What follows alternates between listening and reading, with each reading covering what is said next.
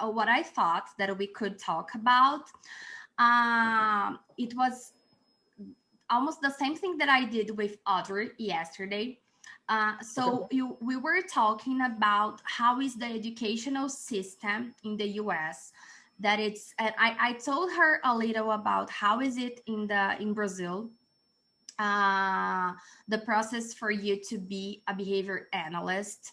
I also explained it to her why the BCBA, it does not make sense here in the way that it is, because our laws are different. So just for you to understand, we can't have a private company regulating a profession like the BACB.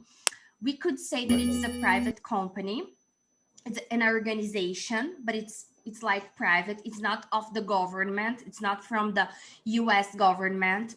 So we can't have this here. We can't have, we just can have public government regulating a profession.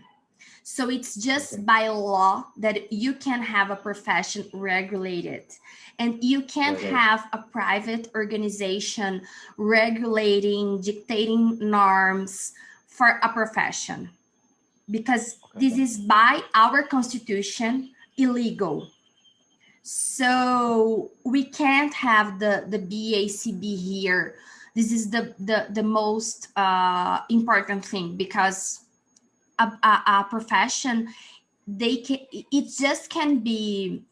it can just exist by law. If you have a law saying, oh, now we have this profession and everyone who can do this on that, they can have this profession. So we have here our boards, but they are on public service. They are serving like a public service. So we have, for example, the board of law. But this board, it was created by a law. It had a law creating this board, and this board has their rights and their the things that they need to do and the things that they cannot do. We have the same with med school, speech pathologists, OTs. We have all that. So in order to have a profession, we need to have a law that say, oh, now we have this profession, and people who attend to these requirements, they can have this profession, or what they have to do in order to have this profession. So this is how things work. So that's why we can't have a private organization. Here we have associations, but associations, they don't have power. They can't regulate, they can't, I don't know the name in English, but it's like fiscalizar, like regulate, say, oh, you are doing wrong, so I will apply you a fine, for example. I will apply you something. They can't do that. Like a penalty. Yes, they can't do that. Yes, they absolutely not. They can't do that. They can't say, oh, we think that would be better to do like that, to do like this, and all those kinds of things. But they don't have any power. So and let me ask you, how do you, for example, if there's no board that is governed or governable, right? Okay. How do you guys report professionals who are maybe not doing ABA correctly? What's your process for that type of thing?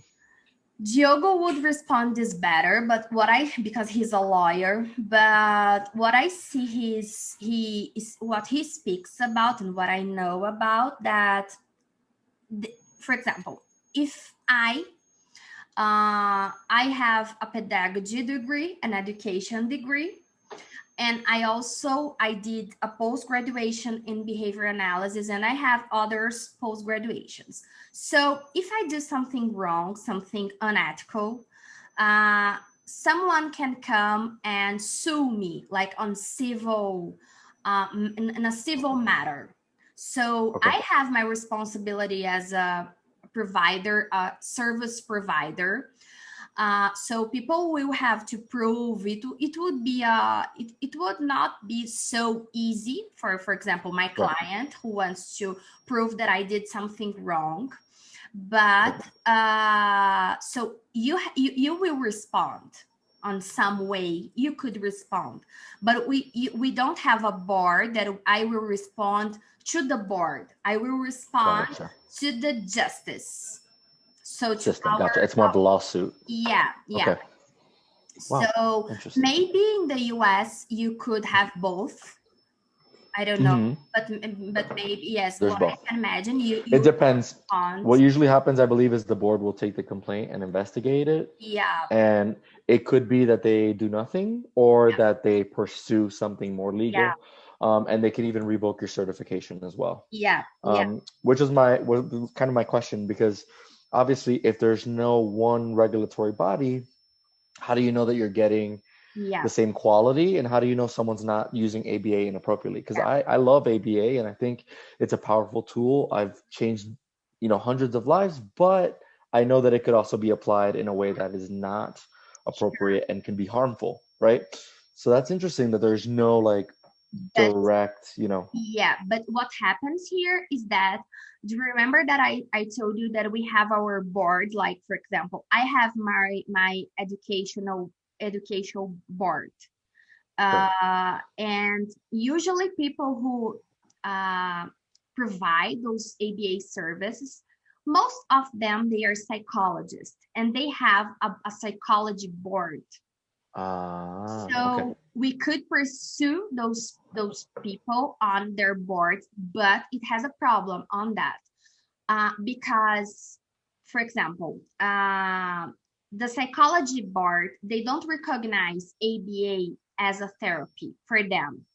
Like, we have the therapies there that are recognized as areas of psychology, like school psychology, health psychology, marriage and family counseling. Yeah, those kinds of psychologists. So ABA is not a psychologist. It's not an area of psychology. So the board, they already had said that. So you cannot pursue the board for something that, we do not regulate this. So they could say that we don't regulate. So if you are coming to us to say something that your professional did, like on your clinical setting with psychotherapy, for example, okay, we can pursue and see what guidelines of our ethical code they did not responded.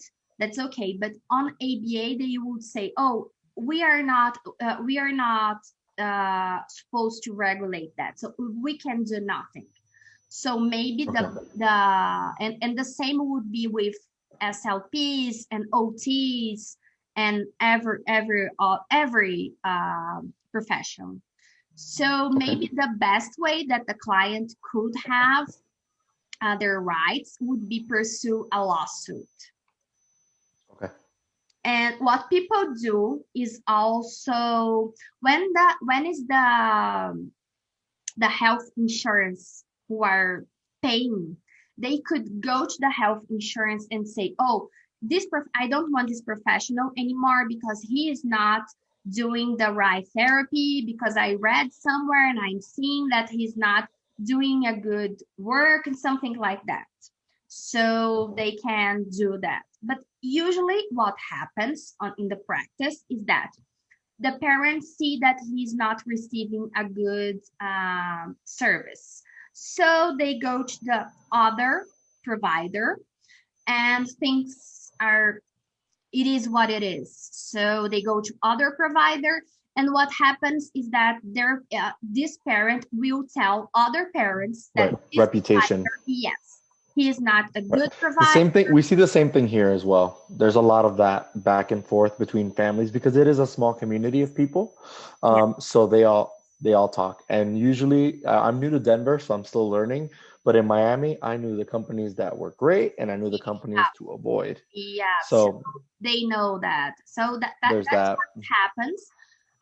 Like, for example, as a mother, we had professionals with a master degree, they were psychologists, and they were not good professionals. Like, they didn't know anything about verbal behavior, for example. They were doing just DTT 20 trials. So just do like that, do like that, do like that 20 times. So this happened. This happened with my son. Mass trial. Yeah. So this person, she did a master degree. She was a psychologist. She was in the field like for 10 years at least.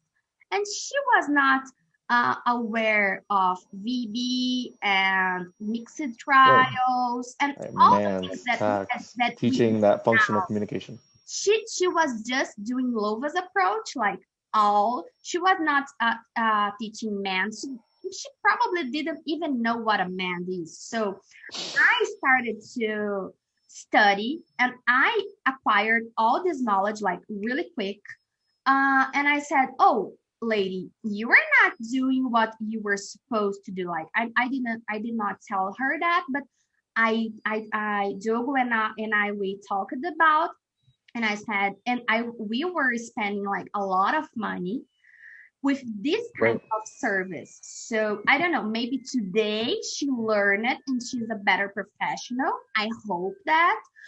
But she was not trained, so it's not a master's degree, and our master is like a doctoral in the US. So our master's degree here is like the doctoral, is really theoretical, is a little of practice. So this is our master and our doctoral here. So it's a bad thing because Brazil, I don't know if you know that, but Brazil is known for basic research, like research with animals, rats, and pigeons. When it has ABI in the US, the conference, like most Brazilians, they go and they present papers on basic research. So we don't have a lot of applied therapists. Gotcha. Here. It's more like the fundamental research. Yes. So when you do a master and a doctoral program, it's all about basics research. We have labs, we have research like even with people, but they are not applied, and they are not applied to autism. Like when I did my master, my program, I didn't have teachers who have even seen a child with autism. They never had worked with them. So that's the program that I did. So everything that I brought, I had it. Everything that I know because I studied it, because I sat here and I bought many books in dollars. I need to do insurance of my books. So watching classes, talking to people like outside. I love that. Yes. I commend you so much for doing that. That is amazing. Yeah. I love working with families. My private practice now, I just started, and my focus is coaching families like yourself, like working with moms and dads who want to learn how to do this, not just have somebody come provide a service, but learn how to do this, because that's my mission. Like at the end of the day, I can come in and do a great service, but it's only for 2 hours and then I leave. And then that's what I did in my research. I use the BST. Behavior skills training. I love it. Yeah, of course. I love it. And I use it to train mothers to apply programs. Unfortunately, I could not teach them what I wanted because I had to do some theoretical things for the program. Like I wanted to teach them like more things that were usual for them. I could not do that, but now I am able to work with these same mothers again, because I am being trained on, do you know Ruby training? Yes, the Ruby curriculum. Yes. I've used some of the videos for parent training. Yeah, so I am working with Dr. Karen Bears. So wow. Yes, I am getting my certification. So I am working with the same families that I worked in my research. So now wow. I am being able That's awesome. to teach them some useful stuff. More from a clinical perspective than a research perspective. Reinforcement and what to do with the behavior problems. And the feedback so good. It makes us feel so good to have That's awesome. Really applying things. So it's and Dr. Karen, she's so they set you free, to I did that, I researched that, but you use your clinical judgment. I am here to help you, give you feedback, but you need to see what works better for this family, because it's not about me, it's not about my research. Exactly. And it's not about the research. Yes. And I love people who think that's a beautiful concept. And that's the truth, right? Especially with autism is a disorder that affects development. So everyone's development is different, and everyone on the spectrum is. So if you apply just the research, and that's the biggest criticism of most of our research, is that it's not generalizable, because it's not replicable, because every child is different. So it's not the same skills you can teach, or not the same behaviors, right? So yeah, definitely. You take the research and you use that information, but then you have to tailor it to your family, to the people you're working with, and their situation. That's so I love that. I love that you're hated research, because I had to do patterns and everything on the same way. And I saw that I could do better for the family, for the kid, but I could not. But you can't, because then you're messing up the research. Yes. I didn't that's why I haven't gone for my doctorate, because I hate research. I know that we need data. I know that's okay. People need to produce. Okay. But I can't deal with that, because I feel so frustrated. So I can't deal with that. It's not for me. That's what have you ever done the PECS protocol? Yeah. That's my same frustration. They make you do step 1, step 2, step 3. And it's like, no, if the kiddo can jump to step 5, let's go to step 5. We don't need to do it so systematic. So I hate math. That's why I always, the thing that I most say here in Brazil is that people, please, ABA is not a method, because the method, let's see what a method is. PECS is a method. I always use this example, because you need to follow the phases, and it has a way, and it's rigid. ABA is all about flexibility. So flexibility and modifying the environment for that flexibility. So I always say that, and people say, oh, the method of ABA. And I say, okay, it's not a method. Please don't call that. So when you see a professional that it calls the ABA method, run from this professional, because he does not get it, what it is. So please don't stay with this professional. So that's the big things, the big issues that we have here, like the professional, and all the content is in English. So I don't know how many people in Brazil, in percentage, speaks English. I don't know, but it's really few. So people, they don't have access to this knowledge. So the thing that I started to do is, okay, I read in English, I understand, because I had this education since I was 9 years old. I started to study English. I had always liked English in the United States. I had always liked the country and see the movies and all those magic things that you see on TV, that it's not so real. Okay. Not real, but but you have your fairy tale on your mind. So I saw, oh, I can teach this to people. I can bring this knowledge to the professionals. So, okay, I can work with the kids and I have done that, but I thought I am better teaching people because I have the knowledge that they will not have access easily. So Right. I can provide this knowledge to many people, and these people they can provide to other people, and you can do like a pyramid Right. of people training other people. So that's what I started to do. So I always say to people, okay, I don't have my educational here in Brazil. I bring everything abroad because most of knowledge is produced in the US, like even Europe, they are not so ABA Yeah, style. ABA was started here, and that's Yeah, another criticism of our research, that it's all Western research. It's all usually US based research, so it's like it yeah, doesn't apply everywhere. So we need to make it a little more broad. yeah, yeah.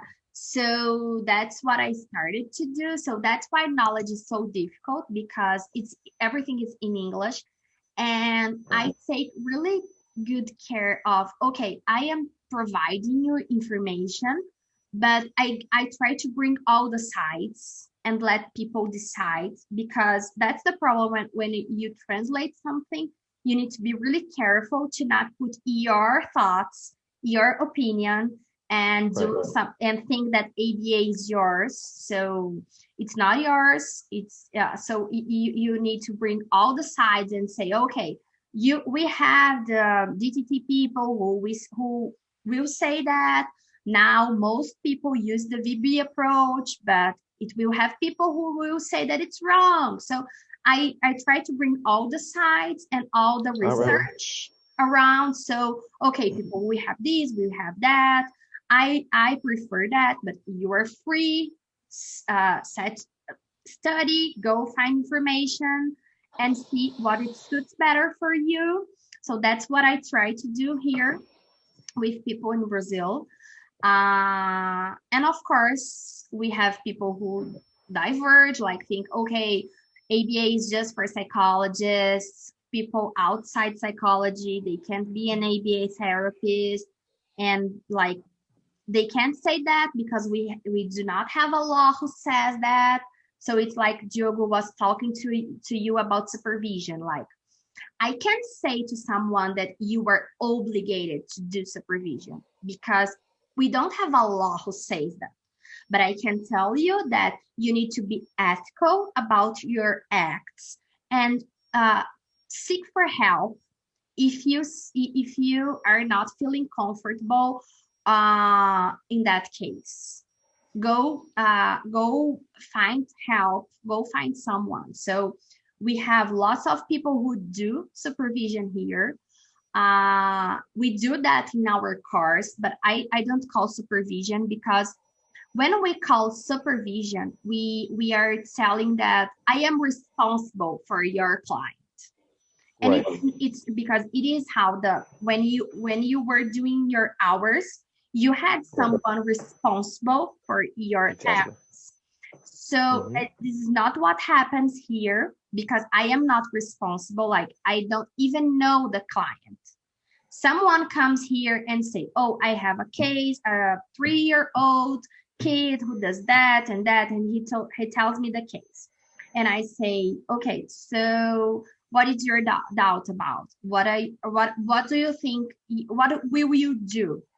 So we discussed this case with me and other colleagues, like students, but we have psychologists, we have OTs, we have speech pathologists, we have many people, and we discussed the case. So I call that supervised practice. This is a moment to discuss cases, but I'm not responsible to your case, because I cannot be responsible. Like, for example, we have thousands of students. So imagine if I was responsible to 5,000 kids. This is not the model of supervision. So that's what we do. But many of the students, they do like a private supervision with someone that they like. I don't do that anymore in a private because I don't have the time because of my kids and of our company and the classes that I need and the time that I need to have to study. But what we do is a supervision in group, but like it's a big group. It not be like in the BACB that you could have just like, I don't remember the guideline, but 10 or 12. Yeah, it's up to 10. Yeah, 10, I think was the. Yeah. So it's not like that. Sometimes we have 30 people, sometimes we have 40. And everyone who wants to bring their cases or some doubt about what they are doing in their practice, they do that. So that's what we do. And I always say, if you think that you are insecure, you are not confident about, seek for help, like do a consultation. Right. And if you can consult with 2 different people, 3 different people to have different opinions, different ways of people they do their work. It's a good thing to see different points of view. So this is what I say, but I cannot say, oh, you were obligated just because maybe I want to sell you a service, you know. So right. Many people, they do that. So I don't think that it's right or ethical from my part that I say for someone, oh, you are obligated when you were not. But you need to be ethical and responsible with your cases and with your clients. So this is what I say. So this is how things work here. Okay. Yeah, it's very different because here we are obligated. You can't practice. So it's a different mindset and different laws, like you said. And that's part of our ethics too, right? We have to respect the laws of the country that we're working in. And if that's the law there, that it's not obligated, then you have to say that and you have to be honest and upfront about it. Probably that's one of the reasons, because many countries, they have different laws. And it's one of the reasons that the BACB stopped on regulating outside Canada and US. Like, because they probably, it should have happened something that, oh, you cannot legislate here and put your rules here. And if we have the BCBA here obligated, like if it could, or if it had a law that's saying, okay, BACB, you can regulate here, we probably would have the opposite effect. Less people receiving therapy, because people, they will not have the money to pay for supervisions, for a master's, because education here, it's much cheaper. It's really cheaper than in the US.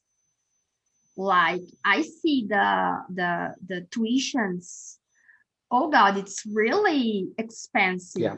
To do. I looked for a master's that was under, I think my total was 30,000, and that was like, oh my God, it's so cheap, right? Yeah. And I have friends who spent over $100,000 for the same degree I have. Yeah. So it's, it's one of those things where it's crazy how expensive an education can be. Yeah. Here it's not like that. Like, a post-graduation, it costs, like, my post-graduation costed like 13 reais in my currency. But imagine that it would be $13. It would be really cheap. Oh, wow. I wish. I'm going to move to Brazil. Yeah. And the master's program, but they are all theory, like we talked. Most of them, they are from public institutions. So they are free. Gotcha. So it's the education, like, people wouldn't have access to education if the BACB would be the model of the BACB. Right. And they would be breaking their own ethics, because ethically they have to follow the laws of whatever country they're in. So as behavior analysts, right? So they can't impose on a different country, because then now you're not following their laws. So it's like, Yeah. You have to, be very careful. So it's totally different. So that's why we say that, this is not valid or applied here, because our educational system is different. So, for example, let's tell us you finished your high school and you went to university to do like a bachelor's degree. Correct. So initially, my high school, I actually went to a specialized high school that focused on technical programs. So I was originally a pharmacy technician. I did that right out of high school. And I was pursuing my bachelor's degree in biology to go to pharmacy school eventually. And then on my last semester, I was miserable. I was not passionate about pharmacy. I was like, I don't want to do this. So my partner at the time, she was a psychologist. And she said, you're a very empathetic person. Try something in psychology. Before you graduate, take one class and see if you like it. So I looked at the list and I saw behavior analysis and I was like, oh, that sounds cool. I've never heard of it. And I have heard of the show Criminal Minds. It's a popular TV show. So I thought, oh, that's cool. Let me try that. And from the first class, I fell in love. It just clicked. ABA just clicked with my way of thinking. It just made sense. And I saw an opportunity to help a lot of people and also build and establish a career.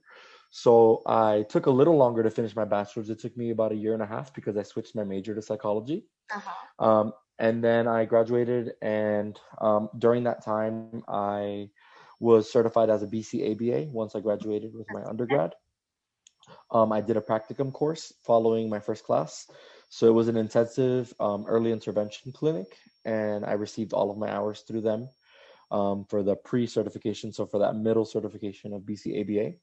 And then I took my master's degree online in education with a focus in applied behavior analysis, and continued to work because here it is required to have that field work. We are required to collect those hours, get them supervised at least 5 to 10%, depending on the type of hours you're collecting, and just to be continuously supervised every week. And then, after the master's degree, I studied a little bit and took the board exam again, and I passed and I became a BCBA. And just one question, for example, when you did your master's, you did online, and we have even the style of classes, they are different. So how was your classes? Like you said that it was a special education, that it's really common to have a special education, and the line is ABA. So you did your master's like in 2 years. Correct. I finished in about 1.5 years because I accelerated it at the end. So I was taking 3 classes per semester because I just wanted to graduate and I wanted to get my BCBA, which is like a big goal for me. Per semester, when you say like the semester, 3 months or 6 months? So it was a 3-month semester. The way my school would do it was a 3-month semester, but they would divide it. So the first 6 weeks was one class, and then the second 6 weeks was the other class. But what I would do is add a second class. So I would be taking 2 classes at a time in 6 weeks, and then the other 6 weeks only with 1 class. So I increased the pace of the course a little bit. And you have live classes or recorded? So they were, it was a combination. A lot of our coursework was through Zoom meetings. We would get on with a group. They would assign us a cohort in every class. And what we would do is read all the assignments for the week. And then we would have a specific meeting time. So at the beginning of the semester, you would specify what schedule works for you. And they would group you with people who had the same schedule. And we would all join like this, and we would talk about the topics. And then we would have to have a group assignment due and personal assignments due as well.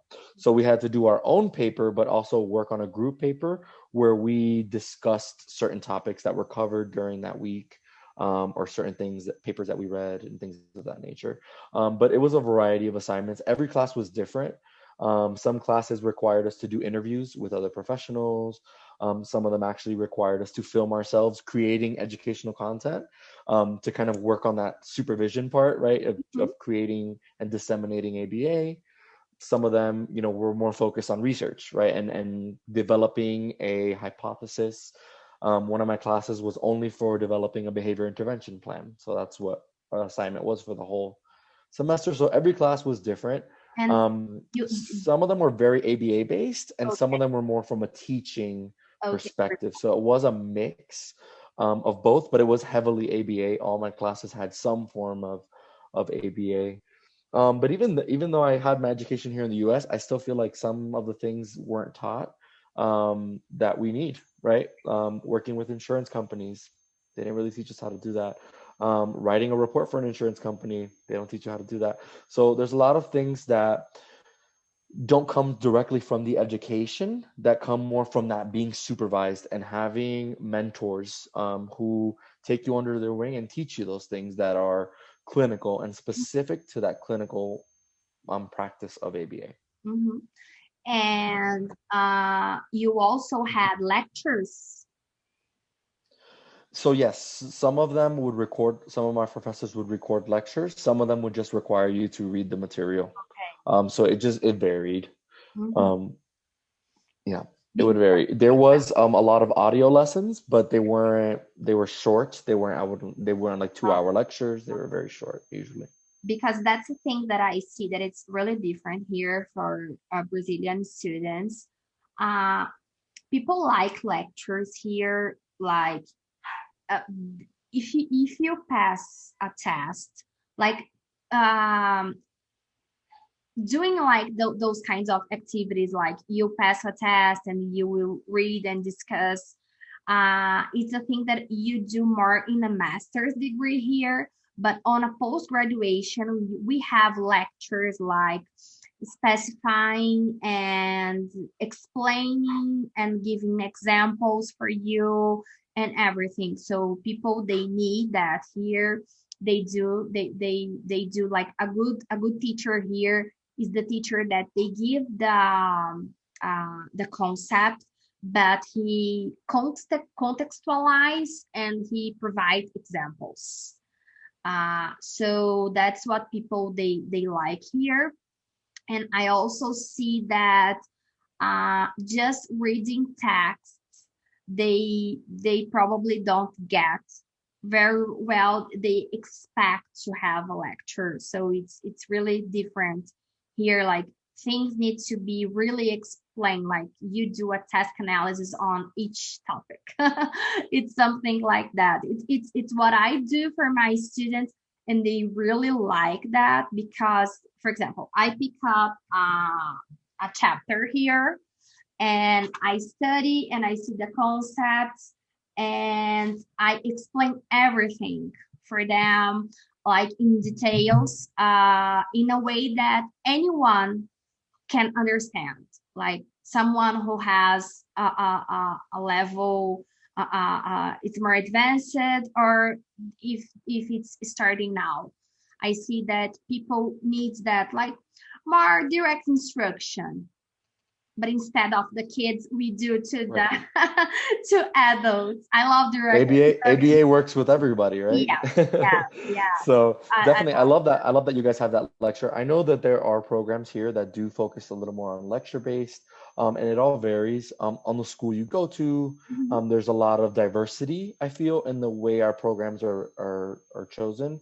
I think for a lot of people, we select the online here because of that requirement to collect your hours.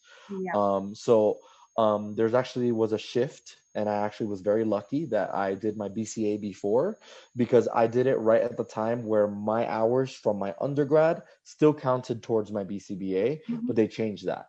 So a lot of people, you start collecting your hours during your master's degree. So a lot of people have to work in the field.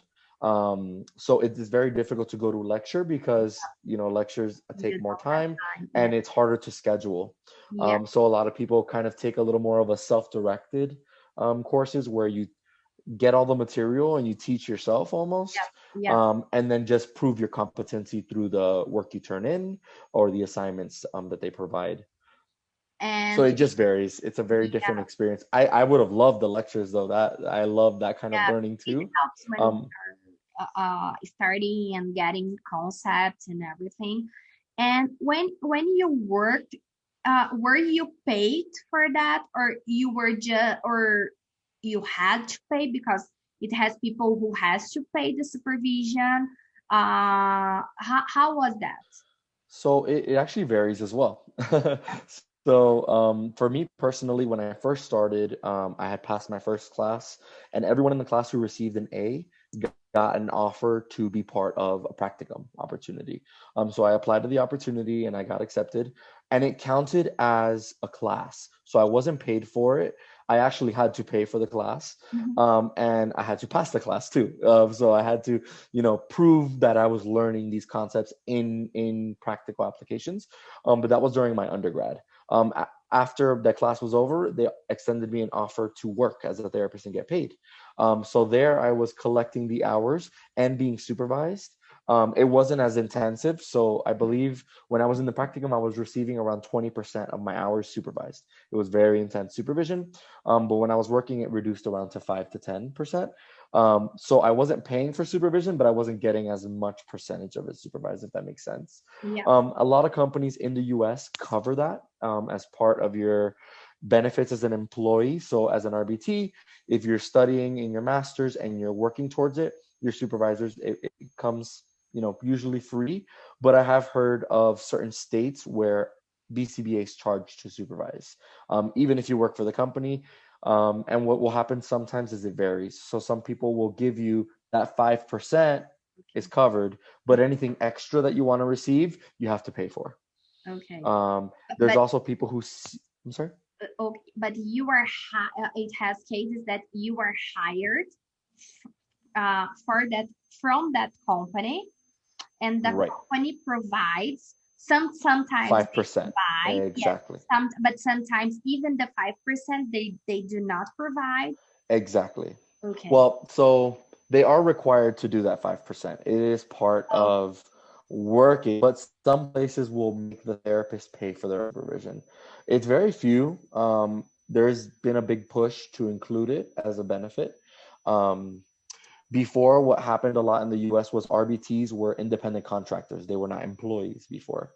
And there was a shift in the tax laws, which created, because RBTs have to work under a supervisor, they are not independent contractors, they are employees.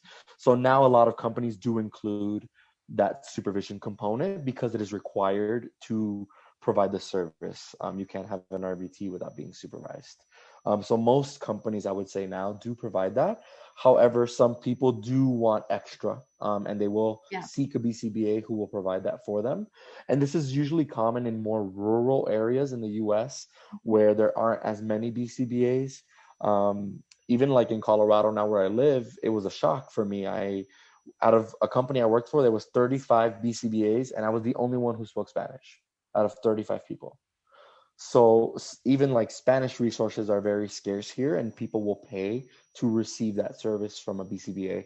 But it is a common practice now for a lot of companies to provide that as a benefit of working.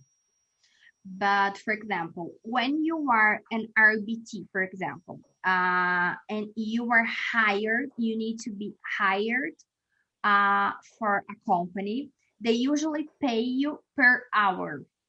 You have a contract and you are paid per hour. You don't have like a salary. Yeah, a salary. It's per hour. What you work. Right. And it varies as well. Every company is different. I've worked for some corporations where the more hours you work, the more your compensation is. So if you work 10 hours a week, you get paid $20 an hour, let's say. But if you work 30 hours a week, you get 25 an hour. Okay. So your compensation would vary based on how much work you were doing. But it all varies. There are some companies that do hire salaried employees, but mostly it's for BCBAs, for the supervisors. Those salary positions are usually for BCBAs. So from what I've seen. When you are a BCBA, you could have two forms to work for a company, per salary or per hour. Correct. There are both, and actually BCBAs can still be independent contractors. So you don't necessarily have to work for the company, you're just a contractor for them, and you can contract your work to different companies if you'd like. But a lot of people don't do that because of taxation. The taxation is higher when you are self-employed. A lot of people do what I'm doing as well, which is create your own company. And as a BCBA here, you are allowed to have your own practice. So that is a route other people take as well. And once you have your own corporation formed, you can start the credentialing process with insurance companies, so you can bill as a solo provider. So if you wanted to, you could start your own practice, just you. Okay, but in order to be a provider for the insurance, you need to have a company. Correct. You need to have an LLC formed with a tax ID. You also need to apply for what's called a Type 2 NPI, which is a National Provider ID.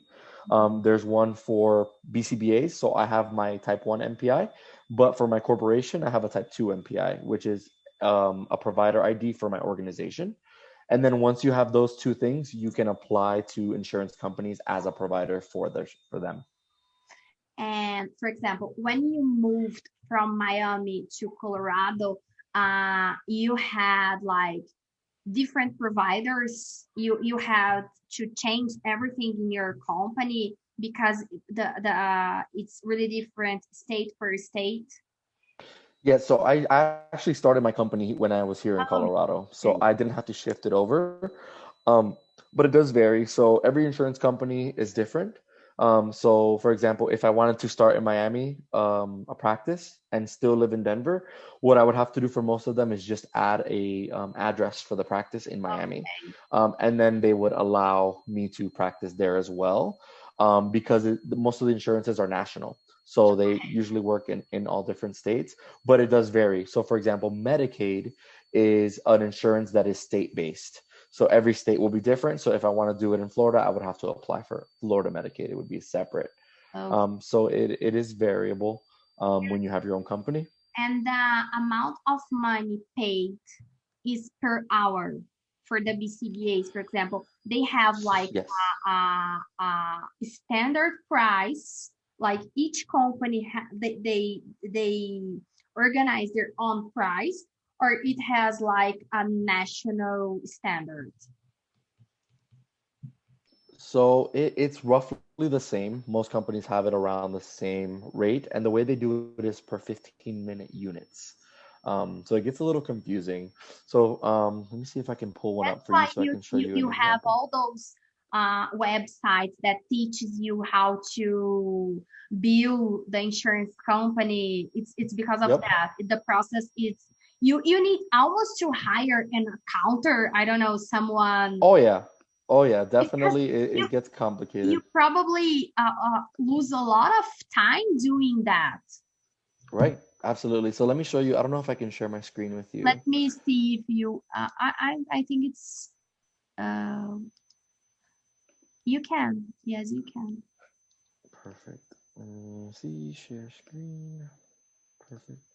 Just to give you an idea of what it looks like. 1 second. Let me see. Screen. Okay.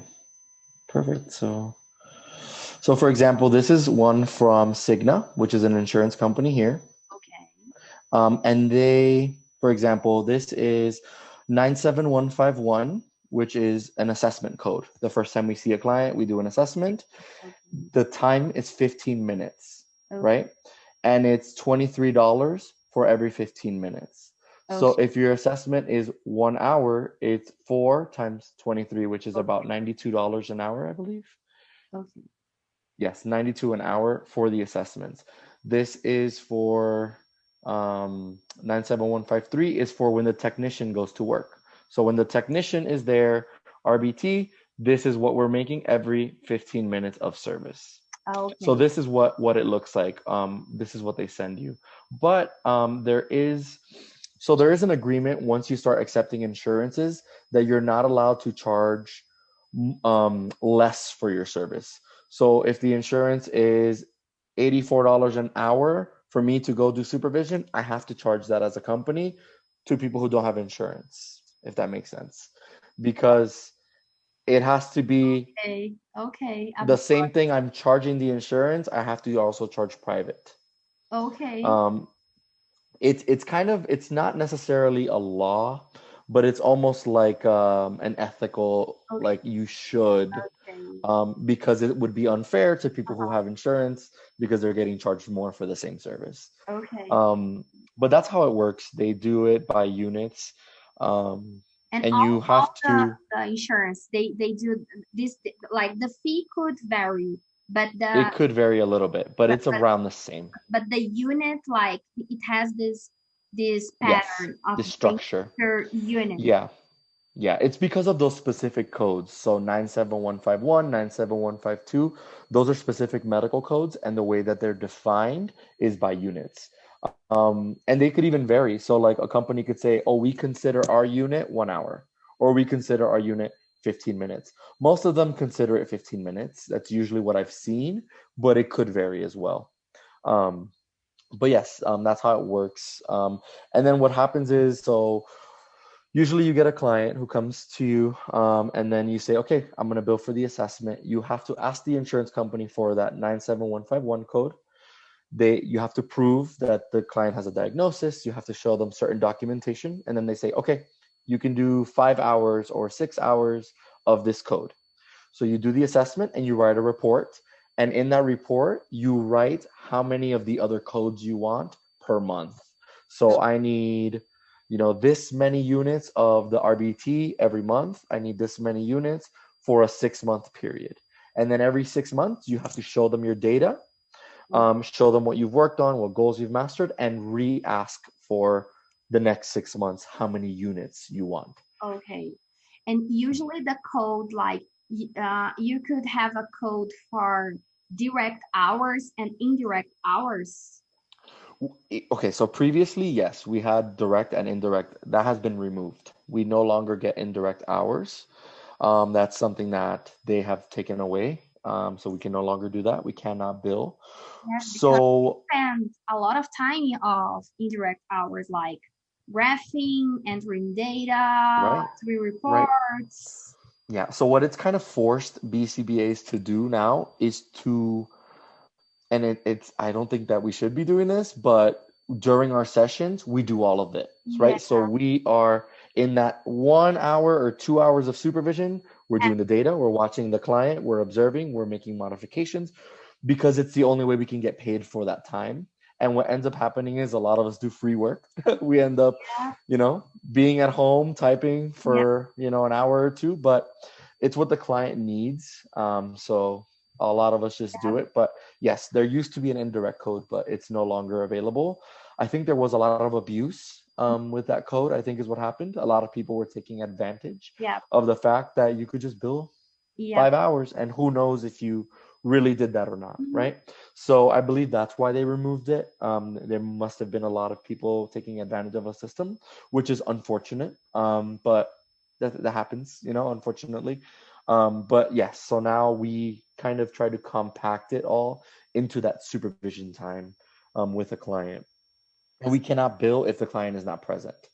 Okay. So that's why those indirects no longer exist. So usually, for example, like an assessment, what the providers usually do is like 5 or 6 hours, because like I am thinking about, for example, if I would do a VBMAC for a client, I could have cases that you probably would have 10 hours, 15 hours if you have a level 3 kid.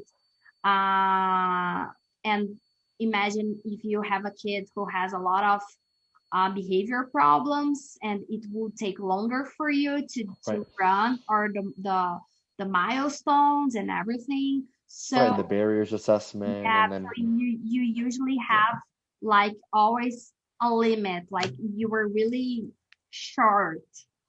We have the same problem here, and they usually give between 6 and 12 hours for an assessment, and that is really the only code that you can do indirect work, because obviously you're not going to sit with the client and type for 12, right? That doesn't make sense. So that, I guess technically that is the only code that they do allow some indirect work, because they understand that you are typing a report.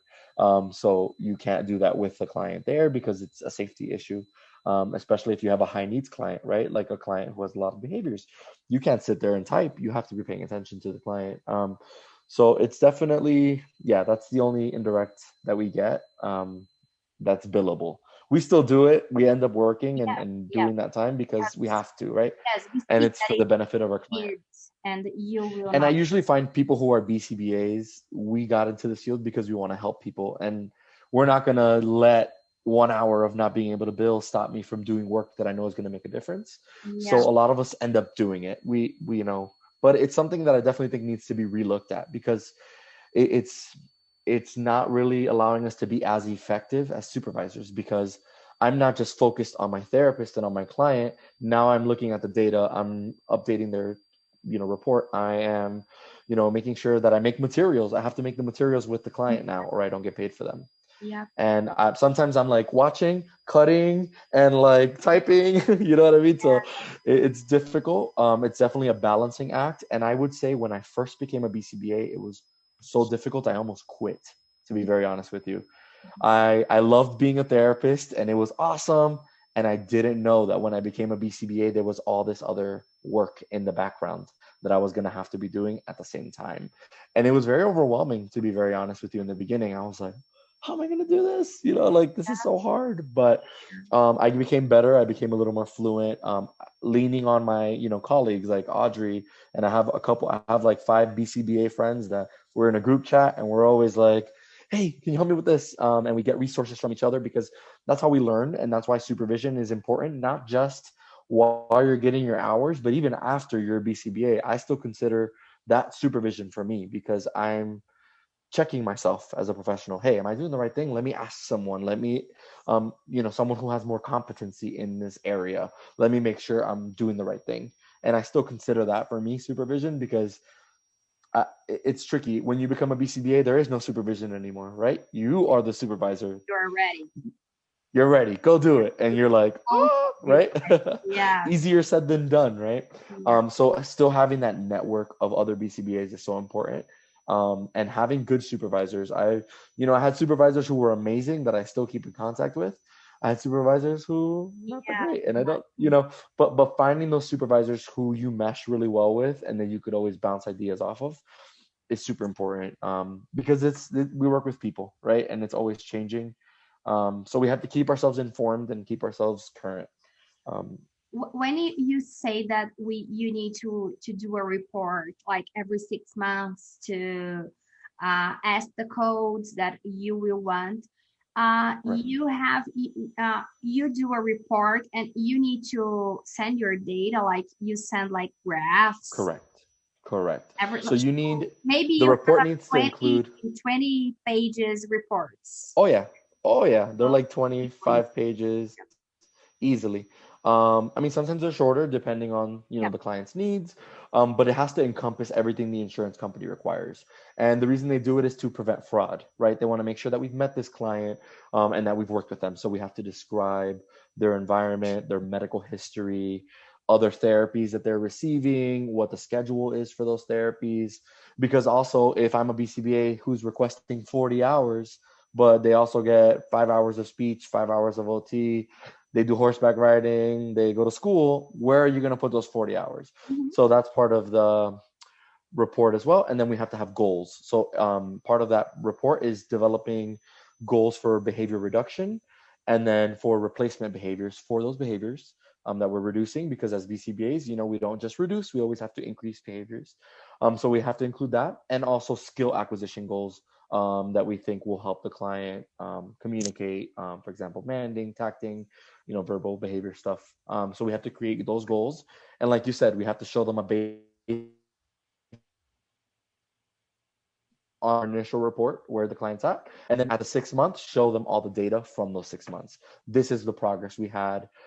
It's not always perfect, right? It doesn't always look great, but we can explain that in the report. This is why, we had difficulty with this, there was a lot of transitions. You can use that report to justify and explain, but we do have to have all of that information in a report to show the insurance company what our plan is. Another part of it is a transition plan. So you have to have a plan in your report for ending services and fading this person out of services. Even if you see that this will happen soon. Yep. you need you have to have it. Oh, this You have is to have a plan. yes, it's a boring part, because sometimes you don't have no clue at all how when this will happen. Right. I know that Right. we need to have a transition. Even the ethics code says that, but like maybe not now. Like this is something that Right. could happen in 5 years, like in 10 years, maybe if you receive a 2-year-old. It varies. And Yeah. it varies for each client.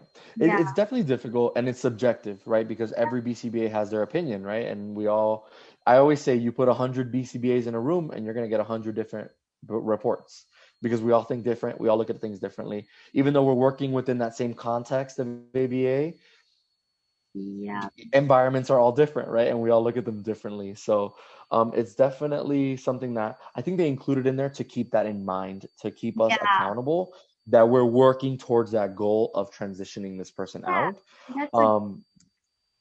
And I think that's why they include that, to keep that in your, I always say, like, one of my favorite lines is, a good BCBA is trying to be unemployed.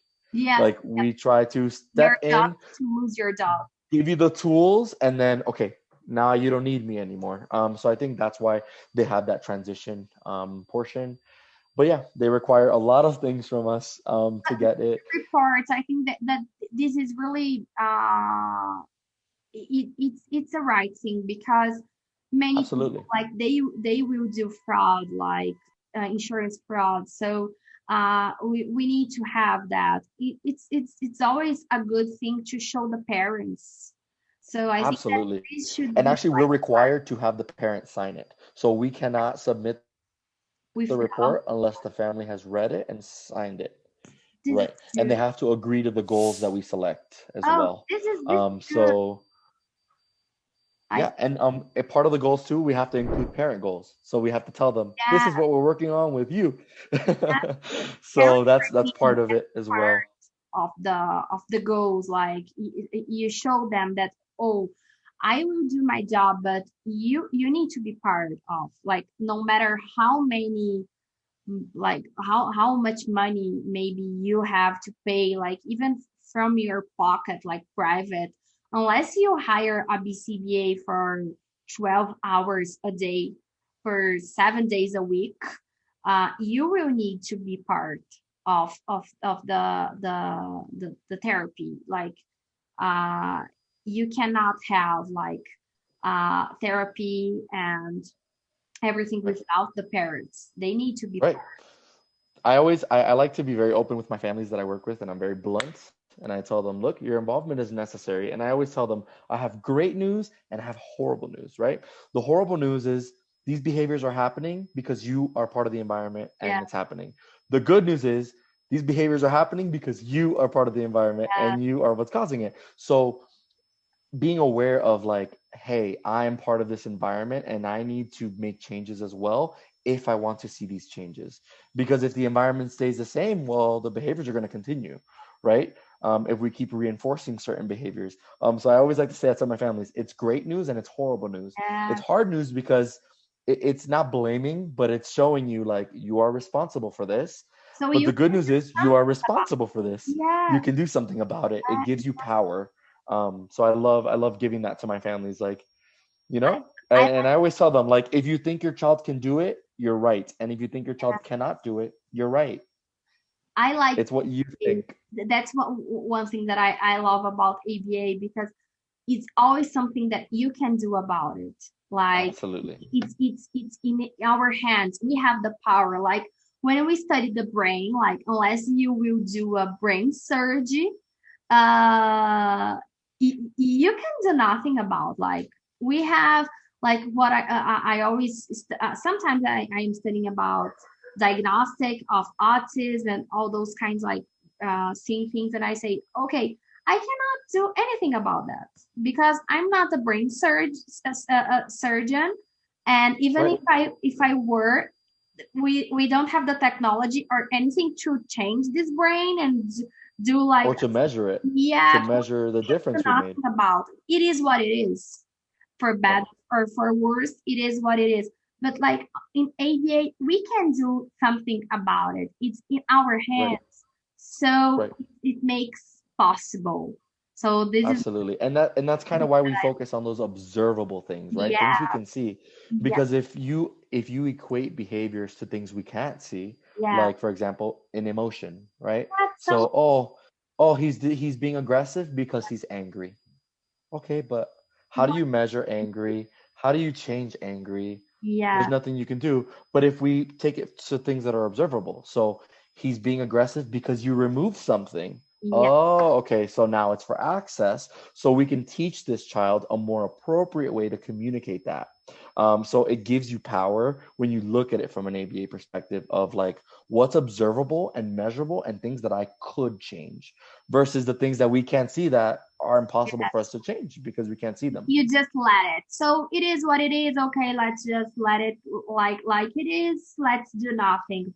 And Right, it becomes circular reasoning. yeah, Like, why is he's aggressive because he's angry? Oh, how do you know he's angry? Oh, because he's aggressive. So it's like a it's circle. like the importance that people do for diagnosis. So I need to have the diagnosis, and I say okay, you need because you have some law, some rights to that you need your diagnostic. Okay, that's okay, that's fine. But for us, it changes nothing because when you look at behaviors, it is behaviors, and a diagnosis is just a name for a bunch of behaviors. Right. So and for these behaviors, we can do something about. But for okay, he does that because he's autistic, and he's autistic because he does that. It Right. takes us nowhere. Right. It's a circle. Just a blame circle that doesn't give you any Yeah, power or anything. and I hate Anything you can do. And I that. love showing families. I love taking families out of that mindset and showing them like, no, there are things you can do. And it's not always like I always explain to them, you're not doing anything wrong. You're Yeah, just also under these contingencies, right? So we behave, right? Even as BCBAs, I catch myself engaging in escape maintain behavior, right? Like I have to clean my house and I'm like, oh, I gotta go get dog food. No, yeah, you don't. You just don't want to clean the house, yeah. right? So we all behave, we all engage in these behaviors and kind of showing people that I always like to bring examples that make sense to people Mm-hmm. that you're like, From oh, so practice. like I always explain environmental modifications like a diet, right? If you're trying to lose weight or eat healthy, if you have bad food in your kitchen, you're going to eat bad food. But if you remove the bad food, or for example, put the bad food on the highest shelf all the way up where you can't reach it, and you put the bananas and the fruit right in front, right? So now you're more likely to eat healthier because you made the environment different for yourself. You changed something in the environment, and now your behavior changed, which results in more behavior change. Yeah, So I love teaching that, like, you're not powerless. Like the yeah. bad news is you're responsible for this, and the good news is that you're responsible for this. You can. It has a book that I don't know the name in English, but it Atomic Habits. Uh, Oh yes, I've seen that it's book. I haven't read all it, but I've about seen it. yes, it's all about ABA. Like the entire book I love that. doesn't use the name of ABA and all the things, but it's all about ABA. It's Like ABA, yep, and it's funny once you have this ABA knowledge, you see yeah, it everywhere. everywhere. You're like, oh, everywhere. It's Yeah, everywhere. And exactly. people don't notice it's everywhere, and it's modifying our behavior. We don't even notice sometimes, right? So It's it's really yeah. funny. I like that. And I read this book on Kindle every night, The Atomic Habits. I And gotta I read it. I'm see, gonna oh add it my to my book God, right now. yes, oh my God, it is ABA. Oh, and this and that. I know all of that. What the hell? I don't do that. I know this already, right? I don't do that to do my exercise every day and to eat better. Why I don't do that? Oh my God, and it's I so already know, right? Like you yeah, know how to do it, you just don't. that's all It's- day. Why I'm not doing? I don't understand. So sometimes I do some pairing thing, like I like to watch series on Netflix or Amazon Prime, and I am now doing like exercise watching the series. So I am Oh doing wow, you're pairing. pairing. Totally I pairing. love that. I love that. Try to do all those things. So it's really good. Like that's why I I think that I really liked ABA because it gives you power to do something. And I hate when I Absolutely. don't have the power, like you have a disease, like, I don't know, you have COVID, like you can't do anything about, you have COVID, you need to wait, you need to take your meds. Rest and yes, there is nothing that you can do about, but when you can, it gives you so much power to change absolutely. things. So that's why I love, like, because I am like that. So I have a problem. So okay, I have a problem. So what can I do? I don't Absolutely. like stay crying. And the answer is ABA. Yeah, It's crazy. yeah. It's so crazy. And it's like I paid like $600 for a course on OBM. Have you guys heard of Okay, OBM in yes, Brazil? yes, yes. Yeah, organizational behavior management.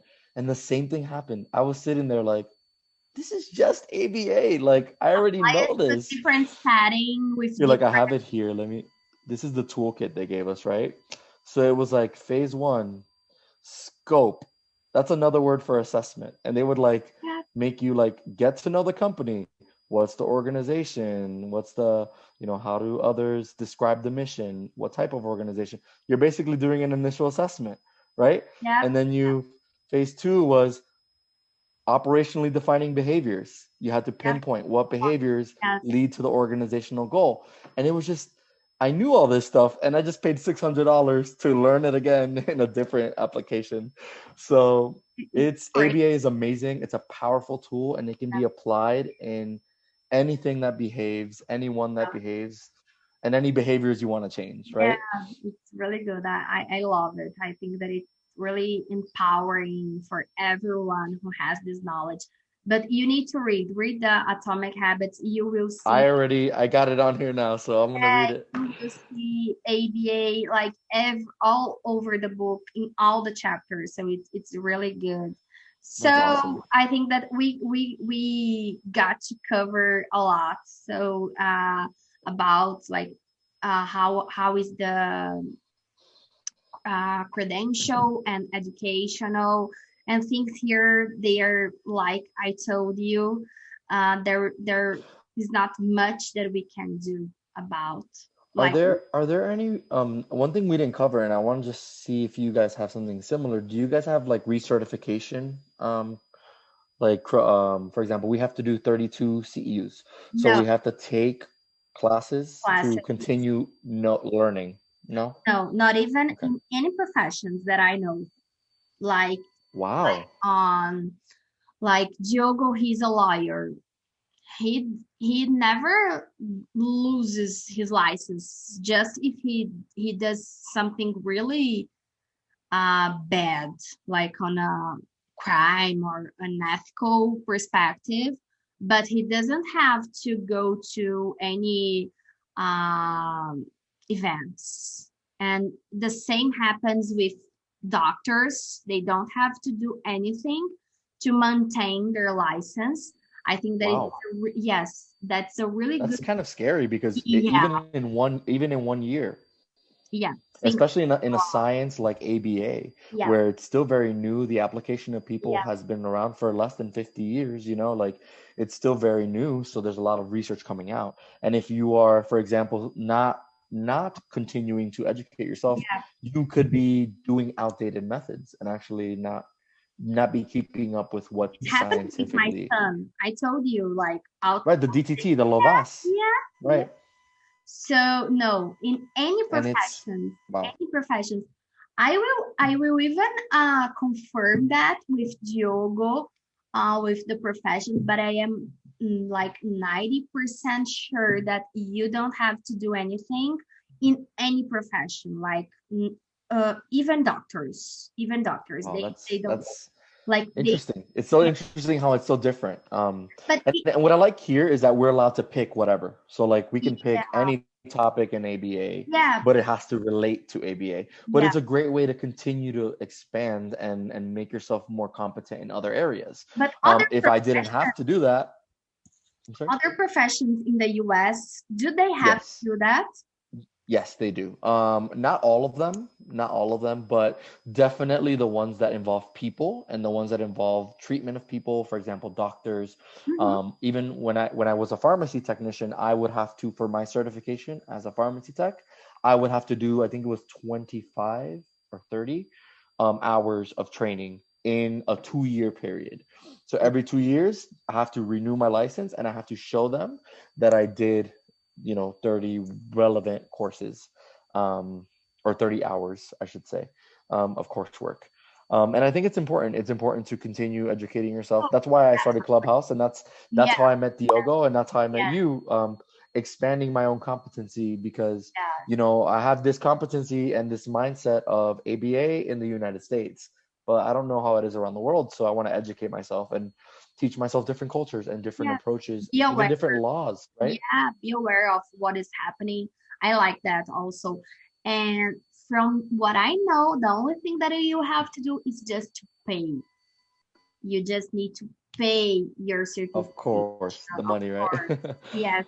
Those generalized condition reinforcers, those that's tokens. The only thing that you have to do.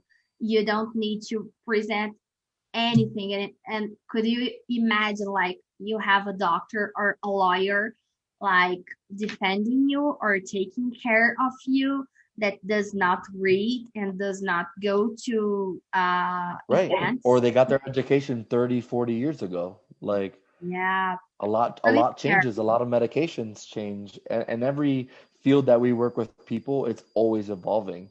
So I guess that would be bad for the providers, because eventually people are going to stop coming to you if they know that you're outdated, right? Like, this person they're in an old methodology. I would say that happens a little bit here too.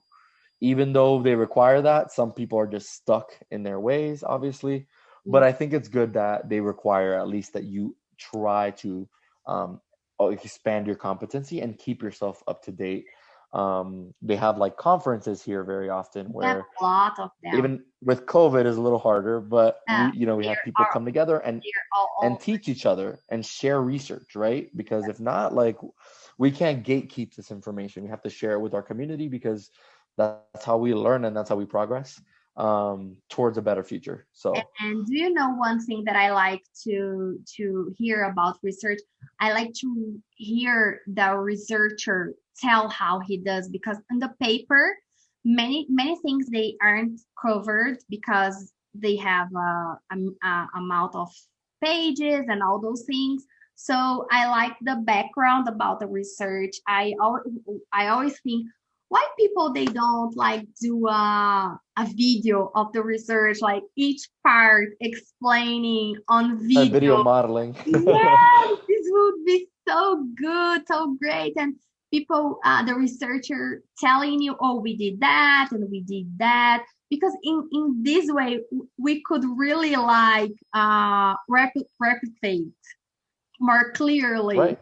More clearly, right. Yeah, use the technology and have like databases of videos of researches and documenting the research. And it's almost a little ironic, right? Because as behavior analysts, we cannot give any advice if we didn't observe it, right? But then we don't observe these studies, right? This is really, I have not thought about that, but yes, this is really, when I was doing my research and I was reading the papers and I said, okay, but here is not saying, like, my supervisor, she was telling me, okay, but you did not do that. And I said, okay, but in the papers, they don't have that. How can I guess what did they do? Right. Like, I don't know. They just wrote that on a 5 pages paper, something like that. Like, I don't know the methodology. Like, it's not always that you pick up like a thesis that you read everything, but even in the thesis, sometimes it does not have all the information that you need to replicate everything. Not everyone like will be so precise, and even like that, even them, the papers they were published, and someone will come and criticize the paper and and you stay like, okay, then you stay like frozen. okay, so what can I do? How do I do it? Right. And I think it boils down to the fact that like a lot of us scientists are not very good storytellers, right? Like No, that's even in college they discourage that. For me, in my ABA programs, I would write papers and they were like, "No, you're putting too much fluff, yeah, too much extra. Take that out, make it very scientific and dry." And that's not the reality of the human experience, right? no. So, People are all yeah. about stories. Research, I always like to say, is very sterile. It's a very So, sterilized I environment, don't but like. that's not, the universe is not sterile. The No, world is not sterile, right? especially So, now with social media and people uh, uh getting together, and the power is story, like even on marketing. When you want to sell something for someone, it's all about the story. Like they don't want ABA, they want the result of ABA. Nobody right, wants to go to the gym. They want the right. result of going to the gym. I wish it was that easy, right? Yeah, it's all about stories. And the scientific word, they live like a word apart. So that's what I saw. No, that's not for me. I am not a scientist. I like to consume the science, but I don't need to be doing the science, because that's Right. not how I see the word. It does not make me feel good, so that's not for me. So that's the way that I started to see the word, and I say, okay, I can consume the science, read the papers. I think that many things that they could do better, like the idea that I told you about documenting on video, Right. all the things, because technology, they it is here. We have it uh, now. Let's yes, use it. we have everything to do that, and to have a video basis. And I see, and I think, why people they don't do that? Like it would be so much, like even more uh trustable, like Right. because you have all the videos. Like I have all the videos of my research, because I did like video modeling with the mothers as the BST, the part of modeling. I did video modeling, and the Oh, part wow. of the feedback, I did video feedback. They they were seeing themselves, and I was providing them feedback of what they did right and what they did wrong, like positive and negative. So I have all on video, and I think that that's great, because you can see, you can prove you did, how you did, the mistakes that Right. you made. But I think that Exactly. people on that part, they are not so They don't want confident that. about. Yeah, they don't want to Right. know their mistakes. They don't want you to know them exactly. Yeah, they. And that's sad because that's, and like we said, right? Like for example, an assessment, right? We got to follow ABA principles. In an assessment, there's indirect assessment and there's direct assessment. Indirect is you're just interviewing and you're getting information. But a lot of the times, if you take that indirect and then you observe, you're like, mm-mm. It does not What matter. they told me does not match.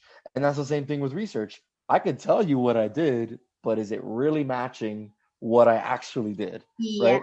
And yeah, and it's funny because a lot of our research is just things we're reading and we're just trusting yeah. that this indirect Yeah, method like is they have like the power, and we have to believe everything that, because many times when we go to the field to apply the things that we read on the research, we see that, oh, it's not matching also. Oh, right, I don't know how they did that on their research, but I know that with this kid that I tried that, it did not work. So right, where right. are those And it's so people? subjective. Like our Yeah, kiddos, the same behavior for four different kids can have four different functions, right? Like just because it's the same behavior doesn't mean that it's the same function, doesn't mean that it's the same intervention.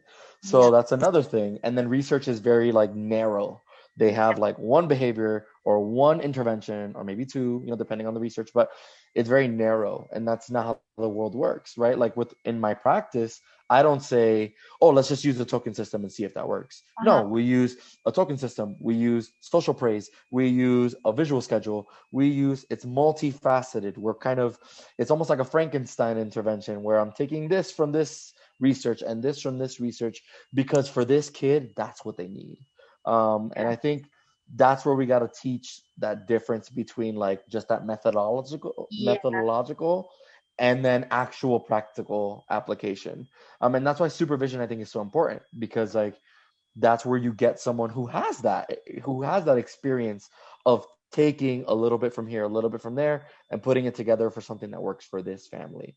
Because it's easy to read about it, but when you step in and you're like, oh man, it's another thing. Like, it's not as clean cut as research makes it look. No, it's totally different. 100 of things can happen in that environment that things will turn over for another direction. So and you can write the most beautiful intervention plan that's perfect, and the family says, I don't like it, so I'm not going to do it. Yep. And now you have to change it and make it work for them. Yeah. That's the things that I see that diverge a lot of practice from research.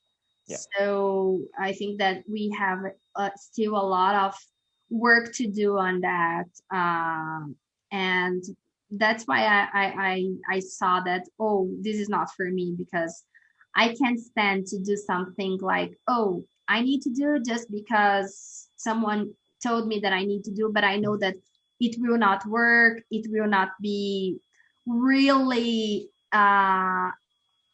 it will not have social validity.